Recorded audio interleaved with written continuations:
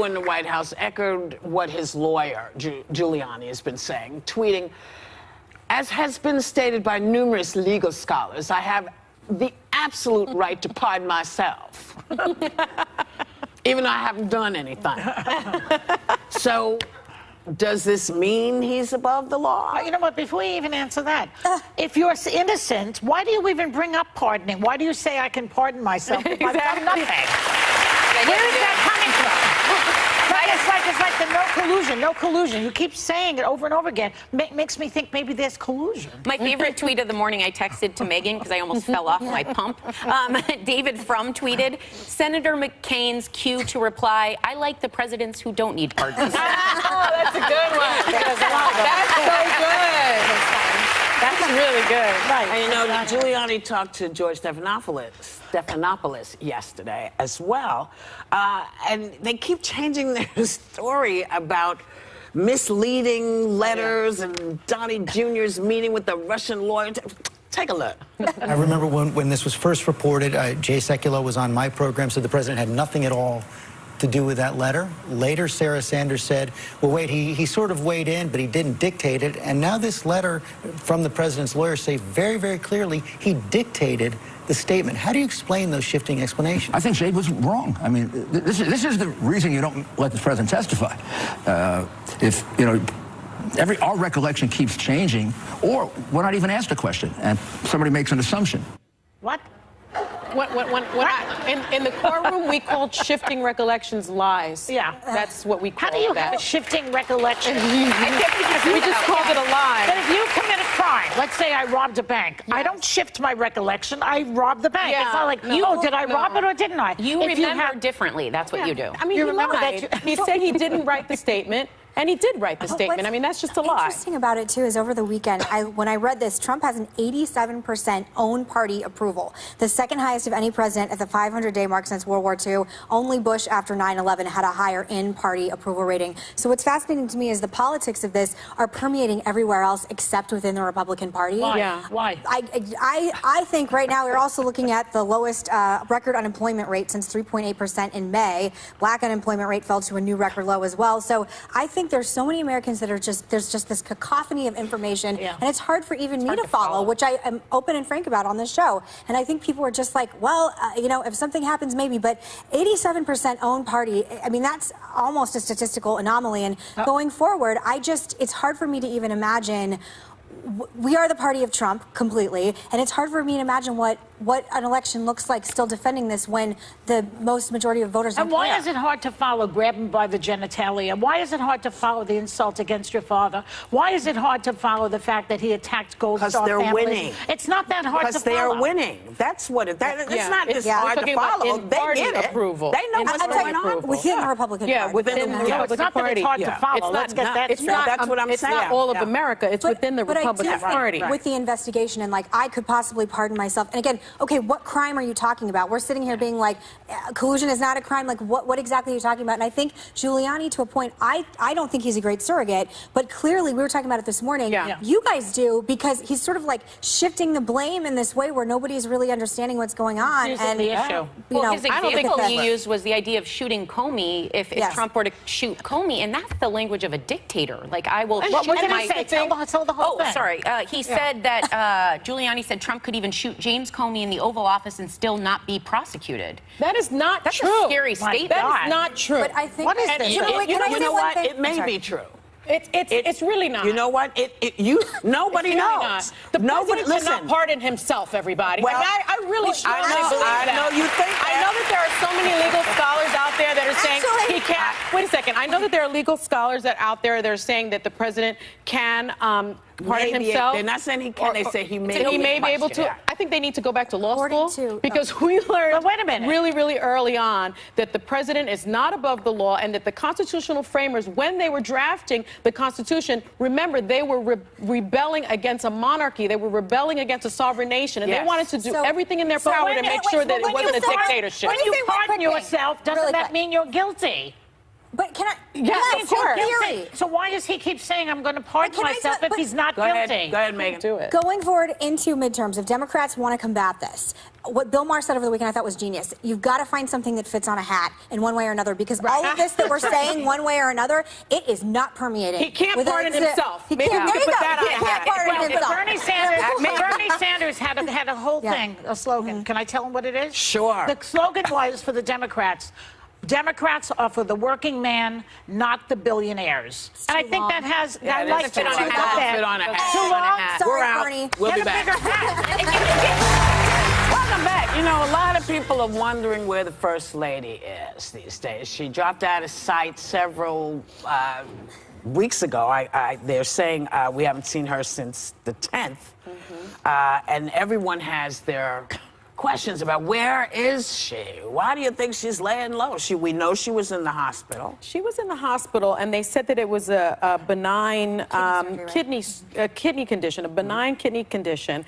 And I always look to my friend Sanjay Gupta, because I really believe that he knows what he's talking about as a physician. And he said that it was unusual for a patient who had the same procedure that the First Lady underwent to remain in the hospital for several days after the procedure. Oh. So I suspect perhaps she was really ill, had to stay for a week, and perhaps she's still not feeling that well, and we need to give her a break and let her mend and let her do what she needs to do. She's only been missing for 24 days, for 25 days. She's and missing that's from the media.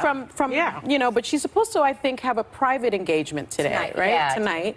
And Oh. I just hope she's feeling She'll be on okay. TV tonight? No, No, it's not. it's It's private. covered. Oh, well, It's for Gold Star families, Yeah, right?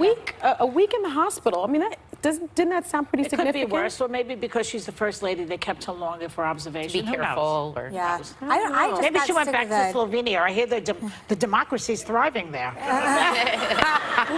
Sonny and I were just sick with a virus, and we were out, like down for the count. I mean, I was in bed on our weekend for 4 days straight, just binging Breaking Bad. So, Yeah. you know, I haven't had a kidney surgery, but I would assume that, you know, it takes a long time to recover. I just, you know, she's my favorite Trump, as everyone knows, which is kind of a hard thing to find. And I just wish people would just continue to be respectful. Yeah. Well, if I had surgery, I'd take as long as I could Netflixing and binging just to be okay. So Yeah. she's probably just riding it out. We'll see. I hope she's okay. I hope she's okay.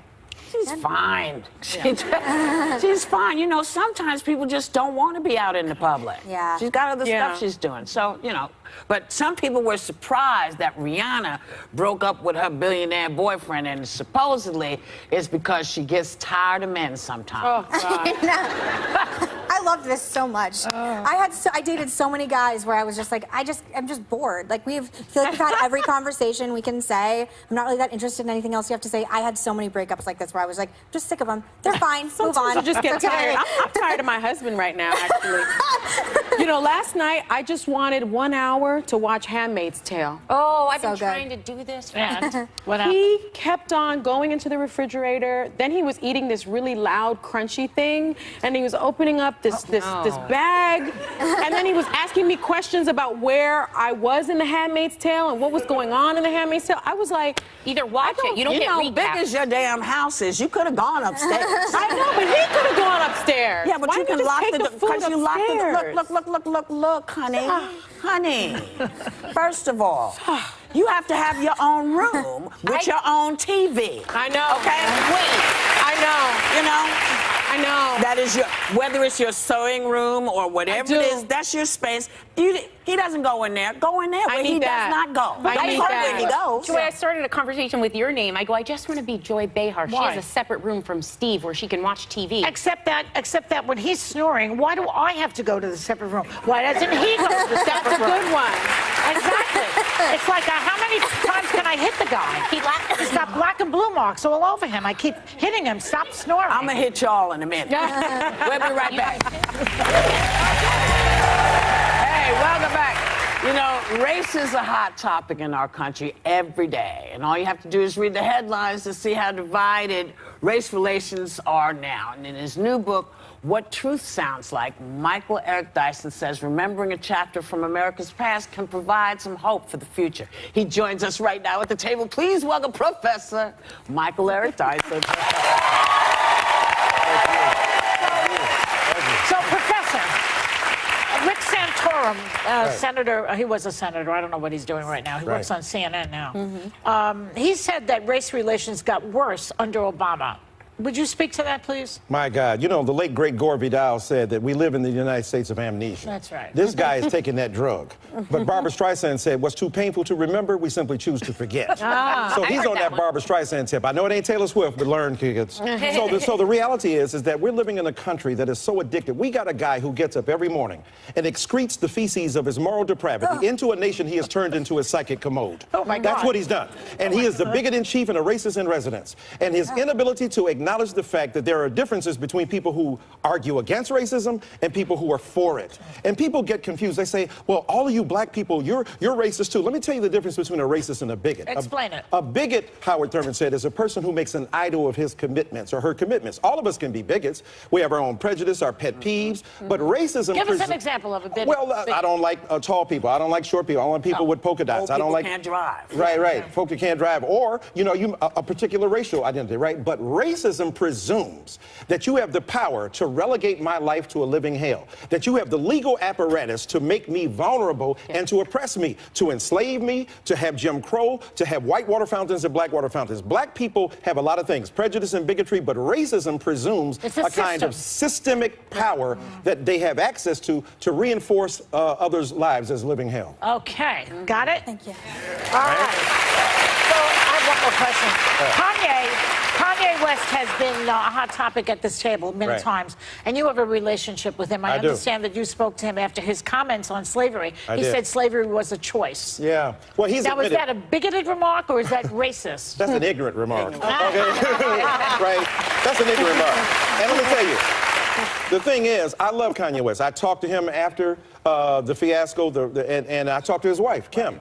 Here's the thing, and he admits now that his mental illness led him to say that slavery was a choice. But you know what? There are other historians who have said so. There are other bigots who have said so. There are other racists who have said so. Yes. And again, let's look at this. You know, we talk about Trump as if he's the invention of post-truth. No, we've been post-truth since 1619, when we brought 20 people here from Africa and turned them into slaves. What we call progress, Native people call genocide. What we call the Confederate flag and celebrating heritage, we call hate. So we've been arguing about the facts from the very beginning, but we live in a country that is addicted to the inability to remember. Now, they love history when it's about Thomas Jefferson. They love history when it's about Abraham Lincoln. Right. When it comes to race, can't you people get over it? Yeah. Now, I'm confused here. You go and reenact the Civil War every time you get a chance, but when we talk about women who have been victimized by American democracy, when we talk about people of color, when we talk about Mexicans who have been mistreated, all of a sudden, let's get over it. No, let's not get over it. Let's get through it, and the only way we can get through it is to get to it. And What about Kim? Because we've had Kim Kardashian on the show. She seems, is she being helpful to him in this? Well, yeah. I mean, just moderating the influence is just beautiful. go to Wyoming, Kanye, and chill out a little bit, right? I get that. But the thing is that Kim didn't realize until she had an interracial child, a biracial child, that racism still persisted. Did she say that? Well, she said it, yeah. You can read it. She said it. But here's the problem. Kanye celebrates being a college dropout. I hate to be a snob. I'm a professor at Georgetown University. Read a book and go to college. Study hard. You got to do that. And even if you can't go to college, at least have systematic approach to knowledge. Learn things. Twitter has messed us up. Facebook has messed us up. Instagram has messed us up. This is not instant knowledge. People hit me up and say, hey, Dyson, can you explain the history? I said, read my book. I got 20 of them. I'm not going to explain to you on Instagram what happened. And then when you wrestle with that, when you come to grips with that, then come back to me and we can engage in some serious analysis and knowledge. Yeah.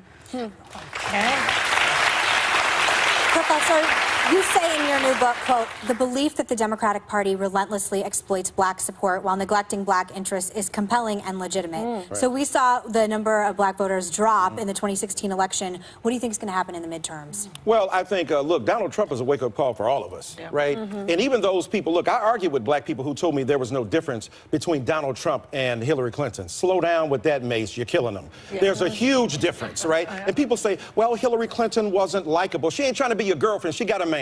She's trying to run the nation. She has more knowledge in her little finger than this man has in his entire body. And on top of that, She also possessed a kind of integrity. We were doubtful of her. Look at this mendacious, relentlessly lying, bigoted, ill-informed person that we have. He is the fleshly thesaurus of white supremacy reduced to one body. So yes, the Democratic Party has been problematic, but it ain't enough to drive me to people who not only ignore me, but who don't understand. The Republicans don't understand they have an inbuilt advantage. Black people are morally conservative even if they're politically progressive. They go to church, they read the Ten Commandments. Yeah. If Republicans weren't so racist, they could encourage black people who are morally conservative to be on their side. I'm always arguing against black people in church about homophobia, about the place of women, but I know that there are some deeply rooted conservative values that need to be taken advantage of if Republicans weren't so bigoted and weren't so racist. All Republicans are bigoted? Not all of them, but enough of them to make a difference, enough of them who don't speak up. Where are the Republicans when unarmed black people are assaulted by police? I want white folk to speak up. That's not just a black problem. That's not a female problem. That's an American problem. Speak up in this country. Obviously, you know, I'm a Republican. Absolutely. I don't believe Absolutely. all Republicans are racist. I actually think that kind of blanketing is dangerous. That's why I said they're not. Good. Okay, but I would like to know midterms. Right. It fascinates me. Let me just ask a simple question, because I don't completely understand how President Trump got more of the black vote than my father or Mitt Romney. Yeah, that's what crazy. shifted, and what can unshift back to midterms? Yeah. 13% of black men voted for Donald Trump. Yes. Part of that is patriarchy and sexism. Black men, too, believe it or not, believe some of the same, cooked over values of patriarchy, too. But 54% of eligible white women voted for Trump, too. Yes. That's the big mystery. What's up, Lucy? You got some explaining to do.